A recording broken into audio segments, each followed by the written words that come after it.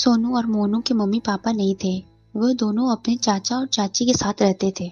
सोनू और मोनू के चाचा शहर में काम करते थे, इसलिए वह गांव कभी कभी आते थे। सोनू और मोनू की चाची निर्मला बहुत चालाक और खड़ूस स्वभाव की थी। वो सोनू और मोनू को बिल्कुल भी प्यार नहीं करती थी। सोनू और मोनू को पढ़ने के लिए बिल्कुल भी समय नहीं मिलता था। वो दोनों घर के कामों में ही लगे रहते थे।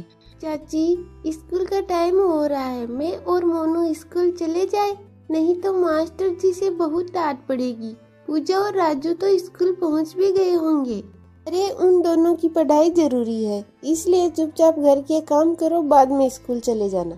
आज मेरी गणित की परीक्षा है, मुझे समय पर पहुंचना है, नहीं तो मैं परीक्षा नहीं दे पाऊंगा। नहीं दे पाएगा तो कोई बात नहीं, कौन सा तू पढ़ लिख कर कनेक्टर बनेगा। नहीं भेजूंगी तुझे स्कूल, पहले घर के काम कर, बाद में स्कूल जाना। निर्मला का रोज का यही तमाशा था। वो रोज सोनू और मोनू को घर पे काफी देर तक रोक लेती, और जब सोनू और मोनू स्कूल देर से पहुंचते तो उन्हें स्कूल में अलग से डांट पड़ती। क्या बात है मोनू, तुम्हें पता था ना कि आज गणित की परीक्षा है, फिर भी तुम आधा घंटा लेट आ रहे हो। आप परीक्षा कैसे पूरी करोगे? मास्टर जी, घर पर काम था ना, इसीलिए। मुझे सब पता है, तुम लोग पढ़ने से बचने के बहाने ढूंढते हो। अब चुपचाप बैठो और परीक्षा दो। आप ठीक कह रहे हो मास्टर जी, ये देर तक सोता रहता है। मम्मी इसे उठाती है तो उठता नहीं है और फिर सो जाता है, इसीलिए देर से स्कूल आता है। अच्छा, तो ये बात है।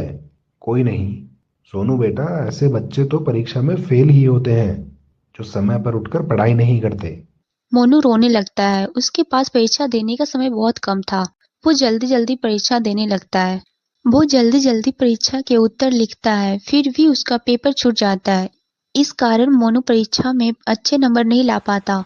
सोनू दीदी, मुझे सारा पेपर आता था, पर चाची ने देर से स्कूल भेजा, इसीलिए मैं पूरा पेपर नहीं कर पाया। आज मेरे कितने कम नंबर आए हैं। अब चाचा मुझसे पूछेंगे तो मैं उन्हें क्या जवाब दूंगा? रो मत मेरे भाई, कोई बात नहीं। तू अगली परीक्षा में मेहनत कर लेना, मैं चाचा से बात कर लूंगी। अच्छा, तू बैठ, मैं तेरे लिए खाना लाती हूँ। तेज बारिश भी शुरू हो रही है, कितनी तेज बारिश है। तो आपकी आवाज आ रही है? हाँ, मैं कह रही हूँ, बेकार में इन दोनों बच्चों की पढ़ाई पर पैसे खर्च क्यों करते हो? मोनू को परीक्षा में बिल्कुल भी अच्छे नंबर नहीं आए। जब देखो खेलना कूदना और सोना, बस इसको यही काम है। फिर अगर स्कूल के मास्टर ने डांट लगाई तो तुम बोलोगे कि चाची होकर ध्यान नहीं देती। कोई बात नहीं निर्मला, बच्चे छोटे हैं, तुम उन्हें आराम से समझा दो। मैंने तुम्हें कुछ पैसे मनी ऑर्डर किए हैं। बारिश का मौसम शुरू हो गया है ना, बच्चों को स्कूल जाने के लिए छाते की ज़रूरत होगी। तुम बच्चों के लिए छाते खरीद लेना, वरना बच्चों को बारिश में भीगते हुए स्कूल जाना पड़ेगा। हाँ ठीक है, भेज देना। सोनू और मोनू के चाचा राजू ने पैसे मनी ऑर्डर कर दिए, पर निर्मला ने छाते नहीं खरीदे। उसने सिर्फ अपने बच्चों के लिए छाते नहीं खरीद कर दिए। सब बच्चे छाते लेकर स्कूल जाते, लेकिन सोनू और मोनू के पास तो छाते ही नहीं थे। दोनों बेचारे सड़क पर भीगते हुए स्कूल पहुंचे। पूरा दिन स्कूल में गीले कपड़ों में ही पढ़ाई करते। एक दिन जब स्कूल की छुट्टी हुई तो बारिश बहुत तेज थी। सब बच्चे अपने छाते लाए थे, वे अपने अपने घर पहुंच गए। पूजा और राकेश के पास भी नहीं जाते थे, इसलिए वो भी घर पहुंच गए। लेकिन सोनू और मोनू के पास कोई छाता नहीं था, इसलिए दोनों परेशान हो गए। फिर वो बिना छाते के घर कैसे जाएं? दीदी, बारिश बहुत तेज आ रही है। अगर हम भीगते हुए घर गए तो हमारी किताबें भी गीली हो जाएंगी। हाँ मोनू, मैं भी यही सोच रही हूँ, पर अब हम और कितनी देर स्कूल के गेट पर रहेंगे? घर तो हमें जाना ही होगा। सोनू और मोनू ने एक दूसरे का हाथ पकड़ा और घर के लिए चल पड़े। थोड़ी दूर जाने के बाद ही बारिश और तेज हो गई। पूरी सड़क सुनसान हो गई थी। बारिश के कारण कोई भी नजर नहीं आ रहा था। सोनू और मोनू दोनों रोने लगे और एक पेड़ के नीचे खड़े हो गए। दीदी, बारिश बहुत तेज है। आज हमारे पास छाता होता तो हम दोनों को बारिश में भीगते ही नहीं, पर चाची हम दोनों को छाता नहीं देती है। दीदी, मुझे बहुत तेज भूख लगी है, आपके पास कुछ खाने को है?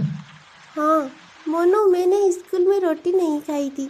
तू रुक, मैं बैग से निकालती हूँ, वो खा लेना।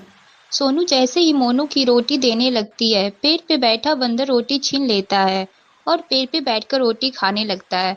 दीदी, ये रोटी तो बंदर छीन कर ले गया। अब मैं क्या खाऊं? मुझे तो बहुत तेज भूख लगी है।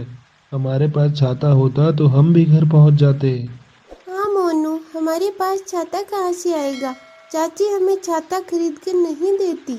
तभी पेड़ पे बैठा बंदर बोलने लगता है। अच्छा, तुम्हें छाता चाहिए? ये लो, मेरे पास एक जादुई छाता है। मैंने तुम्हारी रोटी खाई है, बहुत स्वादिष्ट थी। बदले में मैं तुम्हें ये छाता दे रहा हूँ। जादुई छाता? पर आप ये हमें क्यों दे रहे हैं? क्योंकि तुम बहुत प्यारे बच्चे हो। तुमने रोटी लेने के बाद भी मुझ पर गुस्सा नहीं किया, बल्कि अकेले ही रोने लगे। मुझे तुम्हारा रोना नहीं देखा गया। अब मैं तुम्हारी मदद करना चाहता हूँ। ये उड़ने वाला जादुई छाता है। इसमें तुम कहीं भी उड़कर जा सकते हो। मुझे पता है तुम दोनों को रोजाना स्कूल पहुंचने में देर हो जाती है। तुम जैसे ही इस छाते को खोलोगे, ये छाता तुम्हें मिनट में स्कूल पहुंचा देगा। अब आराम से इस छाते को लेकर घर जाओ। जब तुम्हें स्कूल जाना हो तो इस छाते से उड़कर स्कूल पहुंच जाना। अब तो खुश होना तुम दोनों। जादुई छाता? पर आप ये हमें क्यों दे रहे हैं? बंदर की बातें सुनकर सोनू और मोनू खुशी से उछल पड़ते हैं और मुस्कुराते हैं। दोनों बंदर को धन्यवाद करते हैं और जादुई छाता लेकर घर आ जाते हैं। डोली उसे छाते को छुपा देती है ताकि उसकी चाची उससे छाते को नहीं देख पाए। अगले दिन से चाहे जितनी भी बारिश हो रही हो, सोनू और मोनू छाते को खोलने हैं और मिनट में ही वो स्कूल पहुंच जाते। अब वो जब स्कूल समय पे पहुंचते तो मास्टर जी को भी बहुत खुशी होती। समय पर सारे काम भी कर लेते और समय पर पढ़ाई भी कर लेते। पूजा और राकेश ये सब देख रहे थे। एक दिन उन्होंने अपनी मम्मी से ये बात कह दी। मम्मी, सोनू और मोनू के पास तो कोई छाता नहीं है और वो दोनों भीगते भी नहीं है और टाइम पर स्कूल भी पहुंच जाते हैं। आप तो उनसे घर के काम भी करवाती हो और छाता भी नहीं खरीद कर देती हो। फिर वे दोनों दिखते क्यों नहीं और टाइम पर स्कूल कैसे पहुंच जाते हैं? अच्छा, ऐसी बात है। तो फिर मुझे उन दोनों पर नजर रखनी होगी। एक दिन निर्मला दोनों बच्चों का पीछा करती है। वो देखती है सोनू और मोनू ने हाथ में एक छाता पकड़ा हुआ है और वो दोनों उस छाते से उड़कर स्कूल पहुंच गए हैं। बस फिर क्या था?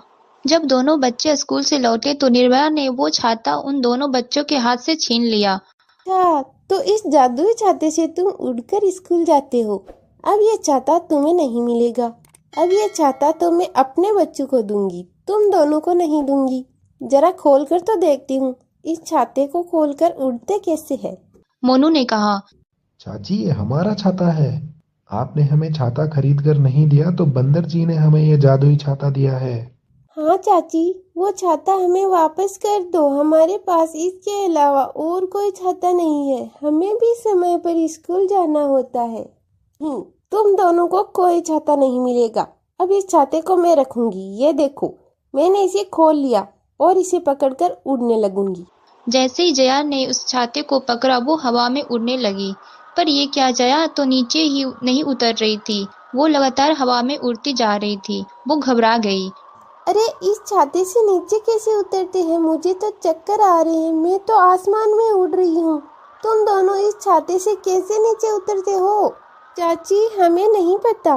हम तो इस छाते को पकड़ते हैं और ये हमें स्कूल पहुंचा देता है और बाद में हम नीचे उतरते हैं और आप नीचे कैसे उतरोगे ये हमें नहीं पता। अरे, ऐसे कैसे? कोई बचाओ, कोई बचाओ, कोई बचाओ, मुझे कोई बचाओ। तभी निर्मला का पति भी आ जाता है। वो कुछ दिन की छुट्टी लेकर गांव आया था। इस समय छाता में से आवाज आती है। अब तुम नीचे नहीं उतरोगी। तुमने इन मासूम अनाथ बच्चों पर इतने अत्याचार किए हैं। इन बेचारों को बारिश में भीगते हुए स्कूल पहुंचना पड़ता था। तुम्हें जरा सी भी शर्म नहीं आई? ये बिना माँ बाप के बच्चे हैं। निर्मला, तुमने मेरे पीछे मेरे भैया भाभी के बच्चों के साथ इतना बुरा व्यवहार किया। मैंने तुम्हें छाता खरीदने के पैसे भेजे थे। अच्छा है तुम्हें इस चीज की सजा मिल रही है। तुम इसी लायक हो। मुझे माफ कर दो। मैं कभी भी अब सोनू और मोनू को तंग नहीं करूंगी। मैं सच में माफी मांगती हूँ। मुझे अपनी गलती का एहसास हो गया है। मुझे माफ कर दो। निर्मला खूब रोती है और माफी मांगती है तो छाता निर्मला को नीचे उतार देता है। छाता बोलता है। बच्चों, मुझे बंदर जी ने तुम्हारी मदद के लिए ही भेजा था। अब तुम्हारे चाचा को सारी सच्चाई पता चल गई है, इसीलिए अब मेरे जाने का समय हो रहा है। अपने चाचा के साथ हमेशा खुश रहना। अब मैं चलता हूँ। और हाँ, अगर तुम्हारी चाची ने तुम्हें फिर से परेशान करने की कोशिश की तो मैं फिर से लौट सकता हूँ। इस बात का तुम्हारी चाची को ध्यान रखना है। इतना कहकर छाता वहां से गायब हो जाता है। निर्मला अपनी पति और बच्चों से माफी मांगती है। रतन समझ गया था कि उसे अपने भैया भाभी के बच्चों के साथ रहना जरूरी है, इसलिए वो गांव में ही काम करने लगा ताकि वो निर्मला पर नजर रख सके।